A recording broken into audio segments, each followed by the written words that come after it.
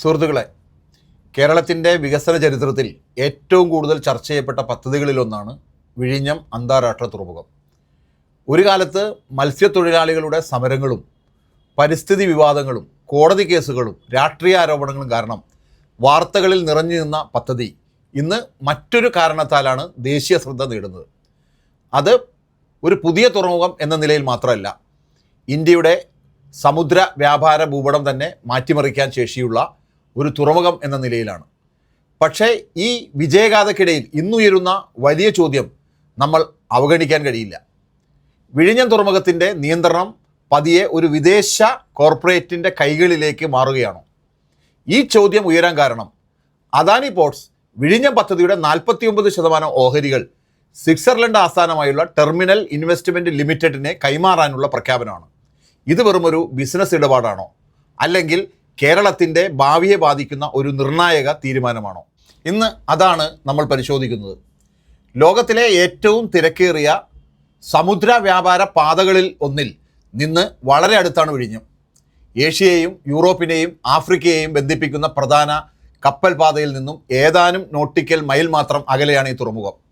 അതുകൊണ്ടാണ് പതിറ്റാണ്ടുകളായി വിഴിഞ്ഞത്തെ ഇന്ത്യയുടെ ഏറ്റവും വലിയ ട്രാൻസ്ഷിപ്മെൻറ്റ് ഹബ്ബാക്കി മാറ്റണമെന്ന് വിദഗ്ധർ പറയുന്നത്. ഇന്ന് ഇന്ത്യയിലെ വലിയൊരു പങ്ക് കണ്ടെയ്നർ ചരക്കുകളും ഇപ്പോഴും വിദേശ തുറമുഖങ്ങളായ കൊളംബോ, സിംഗപ്പൂർ, ജബൽ അലി തുടങ്ങിയ കേന്ദ്രങ്ങളിലൂടെയാണ് കടന്നു പോവുക. അതുവഴി ഇന്ത്യക്ക് വർഷം തോറും വലിയ തോതിൽ വിദേശ നാണയം നഷ്ടപ്പെടുന്നു. വിഴിഞ്ഞം വിജയിച്ചാൽ ആ സാഹചര്യം മാറാം. അതിനാൽ ഈ പദ്ധതി കേരളത്തിൻ്റേത് മാത്രമല്ല, ഇന്ത്യയുടെ സാമ്പത്തിക ഭാവിയുമായി ബന്ധപ്പെട്ട പദ്ധതിയാണ്.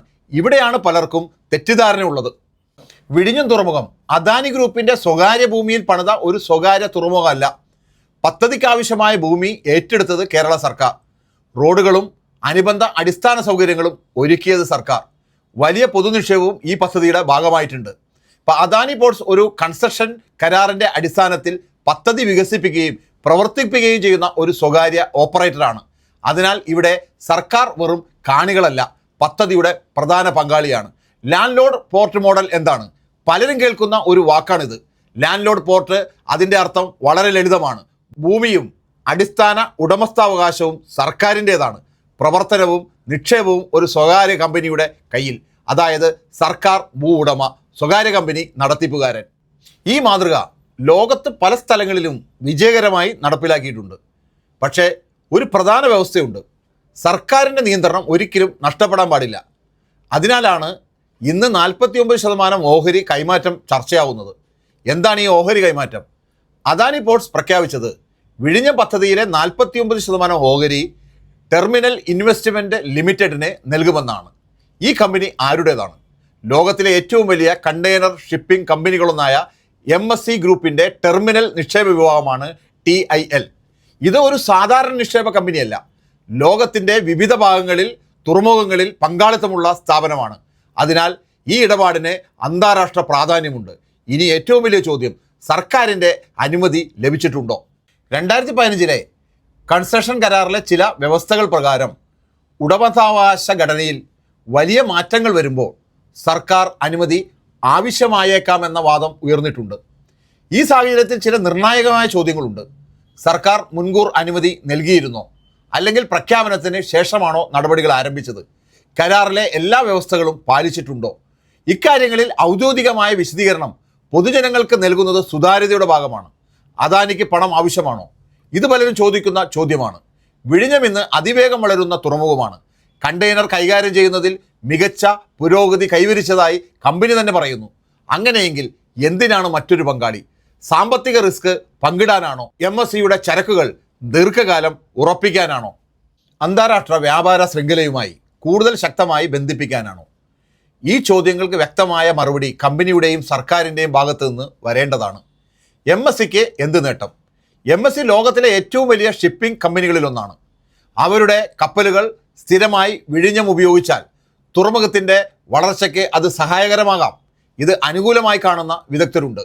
അതേസമയം ചിലർ മറ്റൊരാശങ്കയും ഉന്നയിക്കുന്നു. ഒരു വലിയ ഷിപ്പിംഗ് കമ്പനിക്ക് തുറമുഖത്തിൽ വലിയ ഓഹരി ഉണ്ടായാൽ മത്സരിക്കുന്ന മറ്റ് കമ്പനികൾക്ക് സമാനമായ അവസരങ്ങൾ ലഭിക്കുമോ? തുറമുഖം എല്ലാവർക്കും ഒരുപോലെ ലഭ്യമായ കോമൺ യൂസർ പോർട്ട് എന്ന സ്വഭാവം നിലനിർത്തുമോ? ഇത്തരം കാര്യങ്ങൾ നിയന്ത്രണ സംവിധാനങ്ങളിലൂടെ ഉറപ്പാക്കേണ്ടതാണ്. ദേശീയ സുരക്ഷയുടെ വശം പരിശോധിച്ചാൽ വിഴിഞ്ഞം ഒരു വ്യാപാര കേന്ദ്രം മാത്രമല്ല, ഇന്ത്യൻ മഹാസമുദ്രത്തിലെ പ്രധാന സമുദ്രപാതയ്ക്ക് സമീപമുള്ള തന്ത്രപ്രധാന കേന്ദ്രമാണ്. അതുകൊണ്ട് തന്നെ വിദേശ നിക്ഷേപം വരുമ്പോൾ ദേശീയ സുരക്ഷാ ഏജൻസികളുടെ വിലയിരുത്തലുകളും ആവശ്യമായ അനുമതികളും പ്രധാനമാണ്. ഇവ സാധാരണയായി കേന്ദ്ര സർക്കാരിൻ്റെ നിയന്ത്രണ വിഷയങ്ങളാണ്. അതിനാൽ ഈ നടപടിക്രമങ്ങൾ പാലിച്ചിട്ടുണ്ടോ എന്നതിൽ വ്യക്തത ഉണ്ടാക്കുന്നത് പൊതുജന വിശ്വാസം വർദ്ധിപ്പിക്കും. കേരളത്തിന് യഥാർത്ഥ നേട്ടം എന്താണ്? ഇവിടെയാണ് ഏറ്റവും പ്രധാനപ്പെട്ട ചോദ്യം. 13,000 കോടിയിലധികം രൂപയുടെ ഈ ഇടപാടിൽ നിന്ന് കേരള സർക്കാരിന് നേരിട്ട് എന്ത് സാമ്പത്തിക നേട്ടമാണ് ലഭിക്കുന്നത്? തുറമുഖ വികസനം വേഗത്തിലാകുമോ? കൂടുതൽ തൊഴിലവസരങ്ങൾ ഉണ്ടാകുമോ? കേരളത്തിലെ വ്യവസായങ്ങൾക്ക് ഇതിൻ്റെ ഗുണമെന്താണ്? അല്ലെങ്കിൽ ഇത് പ്രധാനമായും ഓഹരി കൈമാറ്റം മാത്രമാണോ? ഈ ചോദ്യങ്ങൾക്ക് വ്യക്തമായ വിവരങ്ങൾ സർക്കാർ ജനങ്ങളുമായി പങ്കിടണം. ചരിത്രം നമ്മെ പഠിപ്പിക്കുന്നത് ലോകത്ത് സ്വകാര്യ വിദേശ പങ്കാളിത്തത്തോടുകൂടി വിജയിച്ച തുറമുഖങ്ങളുണ്ട്. അതുപോലെ വിവാദങ്ങൾ നേരിട്ട ഉദാഹരണങ്ങളുമുണ്ട്.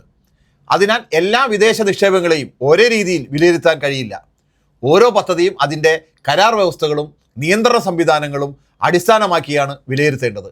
ഇനി കേരളം എന്ത് ചെയ്യണം? ഒന്നാമതായി സർക്കാർ മുഴുവൻ കരാർ വിവരങ്ങളും പൊതുജനങ്ങൾക്ക് മുന്നിൽ അവതരിപ്പിക്കണം. രണ്ടാമതായി കരാറിലെ വ്യവസ്ഥകൾ പാലിച്ചിട്ടുണ്ടോ എന്നത് നിയമപരമായി പരിശോധിക്കണം. മൂന്നാമതായി തുറമുഖത്തിൻ്റെ പൊതു സ്വഭാവം സംരക്ഷിക്കപ്പെടുമെന്ന് ഉറപ്പാക്കണം. നാലാമതായി ദേശീയ സുരക്ഷാ വിലയിരുത്തലുകൾ സംബന്ധിച്ച ആവശ്യമായ വിവരങ്ങൾ ബന്ധപ്പെട്ട അധികാരികൾ വ്യക്തമാക്കണം. അഞ്ചാമതായി വികസനത്തിൻ്റെ നേട്ടങ്ങൾ കേരള ജനങ്ങൾക്ക് ലഭിക്കുമെന്ന് ഉറപ്പാക്കണം. വികസനത്തെ ആരും എതിർക്കുന്നില്ല, വിദേശ നിക്ഷേപത്തെയും എതിർക്കുന്നില്ല. പക്ഷേ ജനങ്ങളുടെ ഭൂമിയിലും ജനങ്ങളുടെ നികുതി പണത്തിലും വികസിപ്പിച്ച ഒരു തന്ത്രപ്രധാനമായ പദ്ധതിയിൽ വലിയ മാറ്റങ്ങൾ വരുമ്പോൾ അതിനെക്കുറിച്ച് ജനങ്ങൾക്ക് അറിയാനുള്ള അവകാശമുണ്ട്. ചോദ്യങ്ങൾ ചോദിക്കുന്നത് വികസന വിരുദ്ധതയല്ല, സുതാര്യത ആവശ്യപ്പെടുന്നത് രാജ്യവിരുദ്ധതയുമല്ല. വിഴിഞ്ഞം കേരളത്തിൻ്റെ അഭിമാനമാണ്. ഇത് ഇന്ത്യയുടെ സമുദ്രഭാവിയുടെ പ്രതീകവുമാണ്. ആ അഭിമാനം സംരക്ഷിക്കപ്പെടണം. പൊതു താല്പര്യവും ദേശീയ താല്പര്യവും നിയമപാലനവും ഒരുപോലെ ഉറപ്പാക്കപ്പെടണം. അതാണ് ജനാധിപത്യത്തിൻ്റെ യഥാർത്ഥ വിജയം.